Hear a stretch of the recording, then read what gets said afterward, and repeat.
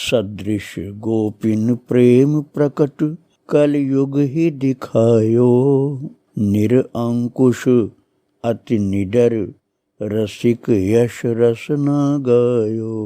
दुष्टन दोष विचारे मृत्यु को उद्यम कियो। बारन बांको भयो गरल अमृत ज्यों पियो। भक्त निशान बजाय के काहू ते नाही लजी। लोक लाज कुल श्रृंखला तज मीरा गिरधर भजी। श्री राधे राधे। भक्तों, प्रभु का सुरक्षा कवच भक्तों के लिए सदा ही तैयार रहता है। जो अपने को भगवान के लिए समर्पित कर चुका है, ऐसा प्रभु का प्रेमी कहीं भी रहे, भगवान अपनी सुरक्षा में ही उसको रखते हैं। और लोग तो सोचते हैं कि शरीर सुरक्षित रह ही नहीं सकता है विपरीत परिस्थितियों में, लेकिन ठाकुर जी की शक्ति उसे सुरक्षा प्रदान करती है। मीरा जी का चरित्र आप लोग सुन रहे थे। महान संत भक्त माता मीरा जी ऐसी अद्भुत थी कि उनको भूत महल के एक कक्ष में बंद कर दिया गया था और उन्होंने कोई ऐतराज नहीं किया। उसके बाद तो भगवान में डूब गए समाधि में। और जब किसी तरह से उनको खोजा गया तो 1 हफ्ता बीत चुका था। राणा तो यही समझ रहा था कि अब तो मर चुकी होगी, अंधेरी कोठरी में बंद। लेकिन खोजने वाले प्रेमी भक्त लोग जब उस कक्ष में पहुंचे हैं, ताला खोले, अंदर घुसे, तो महाराज मीरा जी के तेज से वहां अंधेरा कक्ष भी दीप्यमान हो रहा था। और जब प्रकाश देखा लोग तो चौंक पड़े और पीछे हट गए। लोगों की आंखें आश्चर्य से खुली रह गई और बहुत मुश्किल से अपने को संभाल करके लोगों ने कहा क्या करें, मीरा जी की दासियों को बुलाया जाए, क्योंकि मीरा जी की आंखें अब भी नहीं खुल रही थी। वो तो गंभीर समाधि में थी। और मीरा के महल की ओर दौड़ाया गया सेवकों को और दासियों को रथ लाने के लिए कहा गया। और लोग उनको देख देख कर आपस में बात कर रहे हैं, कितने दिन हो गए बिना जल बिना भोजन के, और मुख कमल तनिक भी कुमलाया नहीं। भक्ति का प्रताप है भाई, भक्ति का प्रताप। और जब दासियां आई हैं मीरा जी के महल से, तो अपने स्वामिनी को इस अवस्था में ऐसे स्थान पर देख करके, भूत महल की कोठरी के अंदर देख करके, उस समाधि में बैठी हुई देख करके दासियों की आंखों से आंसू झरने लगे। और फिर उन्होंने किसी प्रकार से मीरा जी को उठाकर रथ में विराजमान किया। 2 दासियां मंगला और चंपा रथ में बैठकर उन्हें थामे रही, क्योंकि वो अपने शरीर के होश में नहीं थी, इसलिए उनको शरीर को पकड़ना जरूरी हो गया था। और रथ के पर्दे गिरा दिए गए, जिससे सब लोग उन्हें देख न सके। बाकी दासियां और सेवक साथ में चले। और तब भक्तों के मुंह से निकला है शब्द, महान भक्त संत मीराबाई की जय, मीराबाई की जय, मीराबाई की जय ध्वनि भक्त लोग बोलने लगे। और वो आवाज राणा के कान तक पहुंच गई। चौंक पड़ा, तलवार की मुठ पर हाथ रखा, खड़ा हुआ और देखा सारी जनता मीरा जी को साथ लेकर के जा रही है। उसने तो समझा था कि मीरा मर चुकी होगी। मीरा तो समाधि में थी। उनको रथ पर बिठा करके सेवक, दास दासियां ये सब पकड़ के ले जा रहे। सेविकाएं और दासियां मीरा जी के शरीर को पकड़ रखी और लोग पीछे पीछे जय जयकार करते हुए चल रहे हैं।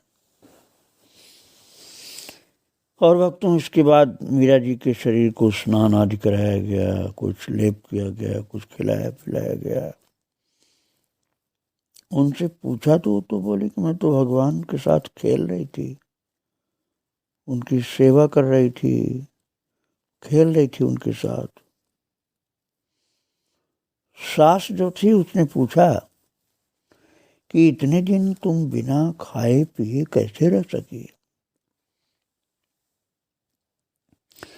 तो मीरा जी बोली कि मनुष्य का मन जिस ओर लगा रहता है उसे वही बात सोचती है। मुझे तो यही नहीं पता कि मैं कहाँ थी, खाने पीने का याद कहाँ से आता। उनकी सास माता ने पूछा कि पर प्यास तो किसी प्रकार सही नहीं जा सकती, आपने तो पानी भी नहीं पिया 7 दिन। मीरा जी ने कहा मुझे नहीं मालूम कि पानी भी पीना होता है, मेरा तो देह पर ध्यान ही नहीं था, मैं तो कहाँ थी कैसे बताऊं, मैं तो अपने प्रीतम के पास थी। और महाराज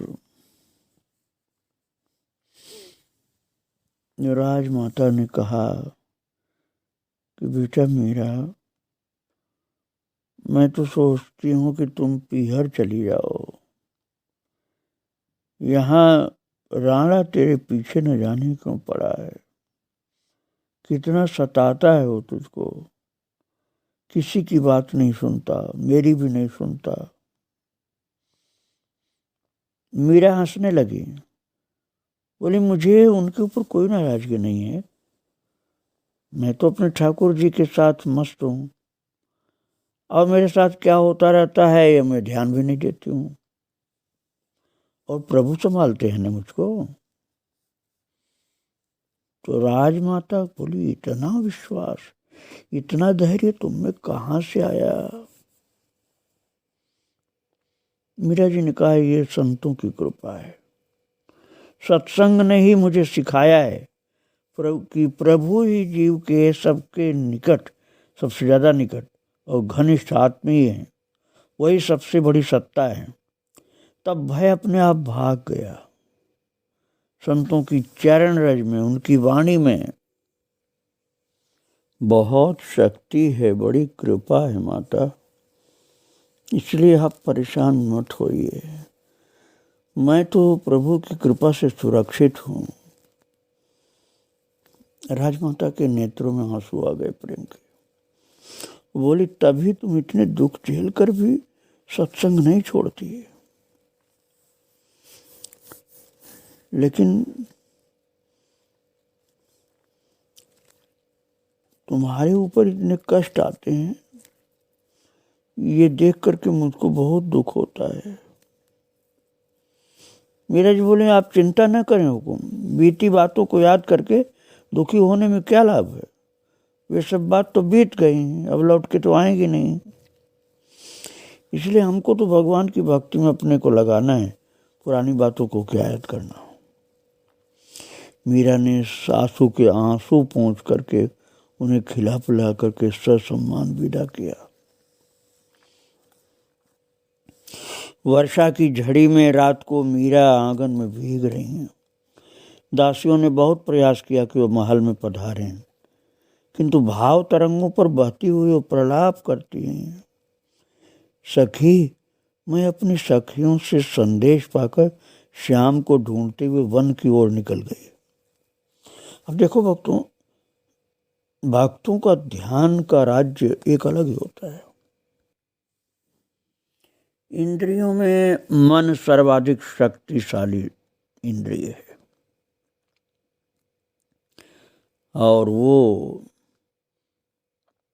जीव के ऊपर, उसके शरीर के ऊपर पूरा शासन करता है। और जिसके मन में भगवान बसे हों और भगवान की लीला बसी हो, भगवान का रूप, सौंदर्य, नाम,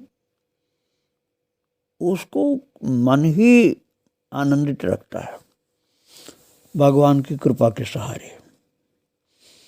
अब सखियां देख रही थी कि वो तो महल में है, लेकिन वो ठाकुर जी की लीला में चल रही थी।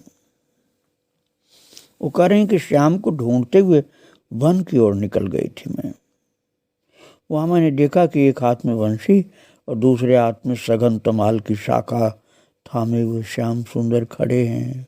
आह, कैसी छटा है, क्या कहूँ।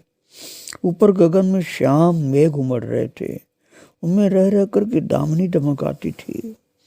यहाँ तमाल तले घनश्याम खड़े खड़े मानो किसी की प्रतीक्षा कर रहे थे और पवन वेग से पीतांबर फहरा रहा था। सखी, उस रूप का वर्णन कैसे करूं, कहाँ से आरंभ करूं। मोर पंख उनके सिर के ऊपर चमचमा रहा था, भुजाएं अद्भुत आकर्षण युक्त और उनका श्रीमुख कितना प्यारा, कितना सुंदर। सघन घुंघराले केश पवन वेग से उड़ उड़ करके कुंडलों में उलझ जा रहे थे। और ये भी मैंने देखा कि जैसे बादल में बिजली चमक रही थी, ऐसे ही श्याम सुंदर के पीतांबर उनके शरीर पर चमचमा रहे थे। भक्तों, लोगों की दृष्टि में तो मीरा जी को बहुत कष्ट दिया जा रहा था चित्तौड़ में, और मीरा जी अपने कक्ष में भगवान कृष्ण के साथ खेल रही हैं। आंख बंद है और मन से श्री वृंदावन धाम में कृष्ण के साथ है। और कितना आनंदित हैं कि जब वो ध्यान से उठी हैं तो सखियों को बता बता करके हंस रही हैं और प्रेम के आंसू छलछला रहे हैं उनके नेत्रों से, गाने लग जाती हैं आनंद विभोर होकर। फिर मीरा जी बताती हैं कि कन्हैया ने अपने साथ झूला में झूलवाया। मैं प्रभु के बगल में बैठी थी, झूला चल रहा था। पहले तो मैं ही अपने हाथ से झूला चला रही थी, लेकिन बाद में जब मुझको ही बैठा लिया तब मैं खुद झूल रही थी और प्रभु मुझे अपनी भुजाओं में स्पर्श करके अपना श्रीमुख मेरे मुख के पास कर रहे थे, हंस रहे थे। कभी कभी तो इतना खुल करके हंसे कि उठा करके मुझे अपने पास बिठा लिया और कहा, अब कैसा है जी तेरा, ठीक है। और कृष्ण के पूछने पर मैं भाव समुद्र की उत्ताल तरंगों में आनंद विभोर थी। मुझे तो कोई दुख ही नहीं था। और तब तक मैंने देखा कृष्ण तो मेरे पास से गायब हो गए, न जाने कहाँ चले गए अंतर्धान होकर। और आकाश में बादल काले काले आए। उसी समय कड़कड़ाहट के साथ बिजली चमकी और बिजली मेरे निकट से ही गई। और थोड़ी देर पहले मैं कृष्ण की बाहों में थी और अब मैं अकेली बैठी और बिजली कड़कड़ाने लगी। बादल इस प्रकार से मुझे भयभीत से करने लगे। तब मैं अपने श्याम को पुकार उठी और मैंने कहा, बादल देख डरे श्याम में तो बादल देख डरे, काली पीली घटा उमड़ी बरसो एक घड़ी, बादल देखे डरे, जित जो तित पानी पानी हुई हुई भौम हरी, बादल देखे डरे। मीरा जी को लगा कि जैसे मेरे प्रीतम कहीं चले गए, मुझको छोड़ के चले गए। जाका पिए परदेश बसत है, भीजे बाहर खरे। मीरा के प्रभु हरि अविनाशी, की जो प्रीत खरी। बादल देख डरी, श्याम मैं तो बादल देख डरी। जहाँ बहुत प्रेम होता है भक्तों, वहाँ जब अकेलापन कहीं दिखलाई पड़े कि हमारे ठाकुर जी तो चले गए, मैं अकेली रह गई, तब भक्त को वियोग का दुख, विरह का दुख हो जाता है और उसके बाद फिर प्रभु से मिलन होता है। मीरा जी उसी स्थिति में थी उस समय। भक्तों, मीरा जी तो अपने ठाकुर जी के आनंद में रहती थी, उनको कोई भी परेशानी नहीं थी, क्योंकि मन प्रभु में मुदित था। और राणा परेशान, फिर उसने जो कार्य किया है वह अत्यंत ही निकृष्ट कार्य था। उसने क्या किया भक्तों, एक जंगल का शेर किसी तरह से पकड़वा के पिंजरे में बंद करके लाया और बस वो मीरा के द्वार पर छोड़ करके जैसे मीरा को खा जाए ऐसा इंतजाम कर रहा है। और जो गोमती सेविका थी वो भागी हुई आई और मीरा जी से बोल, बाईसा हुकुम, बाईसा हुकुम। उसकी आंखों में भय था भक्तों, सांस नहीं रुक रही थी। और उसने ड्योढ़ी की ओर हाथ से संकेत किया। मीरा आरती करके प्रणाम कर रही थी भगवान को। सिर उठा करके उन्होंने सहज ही गोमती की ओर देखा, पूछा क्या हुआ, तो ऐसे क्यों घबरा रही है? उसने कहा, भाई सा हुकुम, नाहर। नाहर का तात्पर्य शेर, सिंह। वो घबरा के सखी बोली, भाई सा हुकुम, नाहर। और उसके बोल उसके मुंह में ही जैसे डर से रह गए, आवाज ज्यादा नहीं निकल पाई। और महाराज मीरा जी ने देखा कि कक्ष के द्वार पर एक युवा केसरी नार खड़ा था। उसे देखकर गोमती 2 पग मीरा की ओर बढ़ गई और उसी समय चंपा दौड़कर द्वार बंद करने लगी। मीरा जी ने कहा, ठहर चंपा, ठहर, अरे दरवाजा खोल दे। महाराज चंपा रोने लगी। चंपा बोली, अभी 4 दिन पहले ही तो जंगल से पकड़ा गया है, प्रत्यक्ष काल खड़ा है। मीरा चंपा बोली कि प्रत्यक्ष काल खड़ा सामने। मीरा जी ने कहा, द्वार खोल, आज तो नरसिंह भगवान पधारे हैं, जा तो पूजा सामग्री ले आ। पूजा की थाली हाथ में लेकर मीरा ने पुकारा, पधारो प्रभु, पधारो, आज तो दासी पर असीम कृपा की, बड़ी कृपा की प्रभु। और कहते कहते गला भरा है मीरा जी का, जैसे वनराज इन्हीं की इजाजत की प्रतीक्षा कर रहे थे। देहरी लांग करके निश्चिंत भाव से वो महाराज सिंह मीरा जी के कमरे के अंदर ही आ गया, जैसे कोई भय उसको नहीं था और वो किसी को भयभीत करने भी नहीं आया था। ऊपर उठी हुई पूंछ उन पर चमर कर रही थी। पूंछ सिंह जो था अपनी चमर की तरह से मीरा जी की तरफ घुमा रहा था। जीभ से होठ काट कर एक लंबी उबासी ली और शांत खड़े हो गया। स्वामिनी जी को निर्भय देखकर दासियों ने भी थोड़ा थोड़ा धीरज अपना जुटाया। आरती, भोग, माला, तांबूल, धूप दीप ये स्वामिनी के पास रखने लगी सखियां। मीरा ने तिलक करने को हाथ उठाया तो मृगराज ने मस्तक झुका दिया। माला पहना करके उन्होंने आरती की और दूध, मलाई, मिठाई का भोग लगाया। अब आप सोचिए, शेर को दूध मलाई खिलाई जाएगी, मिठाई खिलाया गया। केसरी महाराज ने मिठाई खाकर जीभ से लपर लपर दूध पिया। और मीरा के साथ सभी दासियों ने धरती पर मस्तक रखकर प्रणाम किया।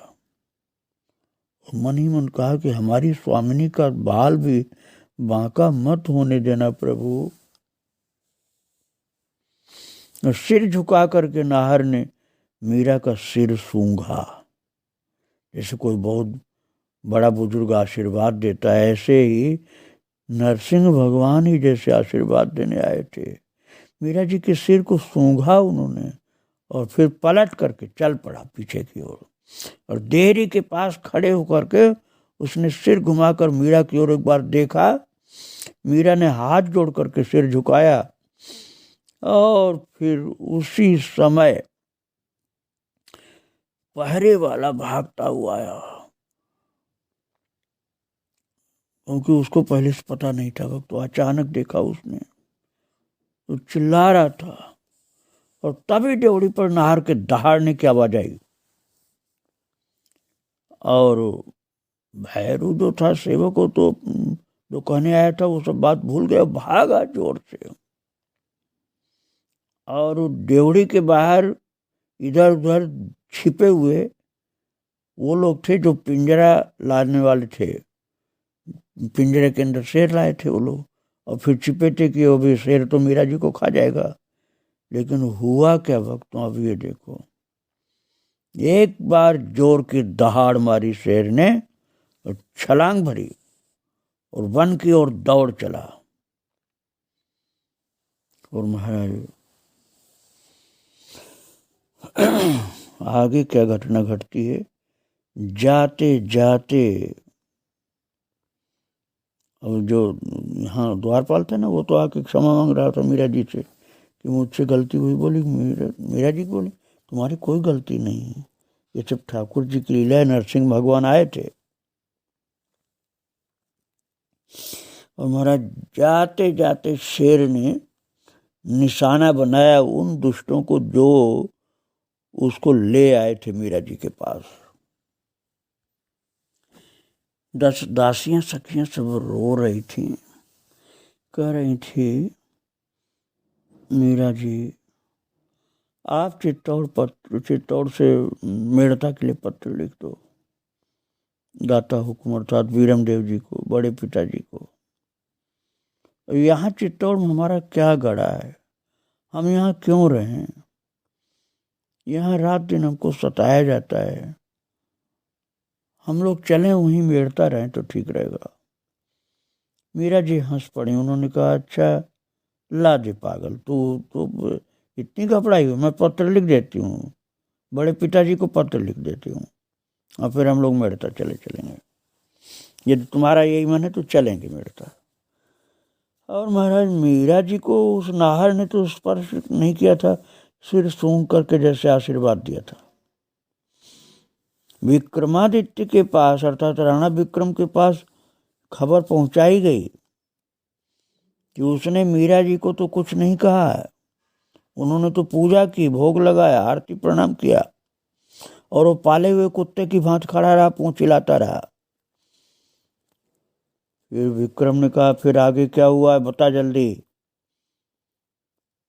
तो महाराज सेवक जो आया था बताने, वो बोला महाराज वापस लौट करके वो पिंजरा में नहीं घुसा शेर, वो तो भाग गया जंगल में, लेकिन जंगल में जाने के पहले उसने पिंजरा लाने वालों को मार डाला। दोनों जो खड़े थे अगल बगल में पिंजरा लेके आए थे, उन दोनों को फाड़ दिया और उसके बाद पिंजरा में न जाकर के जंगल में भाग गया शेर। ये सुनकर के राणा को पहले विश्वास ही नहीं हुआ, जैसे बुद्धि उसकी खत्म हो गई, बोला नहीं गया। वो सेवक कह रहा है कि महाराज वो तो ऐसे व्यवहार कर रहा था जैसे पालतू कुत्ता हो। राणा ने धीरे से कहा वो पाला हुआ तो नहीं था, वो तो नरभक्षी था, 4 दिन पूर्व ही पकड़ा गया। वो भी डर गया इस वशीकरणी से, पशुओं पर भी इसका मंत्र चल गया। अब क्या होगा इस कुल का। उसके मुख से निकला कि ये तो सबका भक्षण कर जाएगी। जब शेर इससे डर गया, अब कौन इसको कर सकता है कुछ। महाराज ऐसा अशुभ शब्द बोल रहा था कि वो तो सबको खा जाएगी। और आज तो मैं ये भी भूल गया हूँ, उसने कहा कि मैं राणा सांगा का पुत्र हूँ, मेरे अंदर तो वीरता ही नहीं रही और मेरा हर प्रयास बेकार जा रहा है। महाराज मीरा जी के लिए बड़े बड़े गंदे शब्द बोला उसने, गाली वाले शब्द जो बोलना उचित नहीं है। और अपने दुखी मन से अपने को संतोष देने के लिए सारा दोष मीरा जी का बोल रहा था वो। और वो यही कह रहा था कि मैं किसी तरह से इसको चित्तौड़ से निकाल पाऊं तो मेरा बचा हुआ परिवार तो बचा रह जाएगा, नहीं तो ये भी खत्म हो जाएंगे।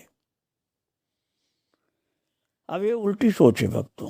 एक संत के पास रहने से सदा सबका भला होता है, लेकिन जिसको संत में श्रद्धा ही नहीं वो तो ऐसे बोलते हैं। मीरा जी के कारण ही चित्तौड़ का भाग्य था जो सुरक्षित था। चित्तौड़, मीरा जी के बिना क्या वहां सुरक्षा रहती, क्या शांति रहती, लेकिन ये बात वो समझ ही नहीं रहा था। मीरा जी के आगे के चरित्र आपको फिर सुनाएंगे प्रभु कृपा से। आज यहीं प्रणाम करके विराम दे रहा हूँ। श्री राधे राधे, जय श्री राधे राधे।